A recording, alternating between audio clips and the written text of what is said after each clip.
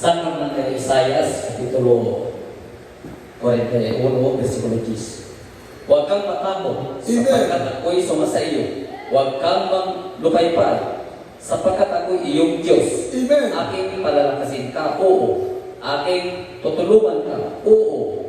Aking aalalayan ka ng kanang kamay ng aking katuwiran. Amen. Everybody say praise the Lord. Ang liwanag niya, no? Puno talata po yung 8 Ang aklat na ito, mga kautusan, ay huwag maghihiwalay sa ibibig, kundi iyong pagbubunayan araw at gabi, upang iyong masunod na gawin ang ayon sa lahat na nakasulat dito, sapagkat kung magkagayoy, iyong pagiging hawain ng iyong lakad, at kung magkagayoy, magtatampo ka ng mabuting kawakasan. Hindi ba kita inutusan? Ikaw ay magpakalakas. Amen. At magpakatapak sa mabuti. Huwag kang matakot. Di maglupaypay, sapagkat ang Panginoon mong Diyos ay isa sa iyo saan ka man pumaroon. Amen. Amen. Palagpalan natin naman ng Panginoon. Hallelujah. Next. Pakibasa na.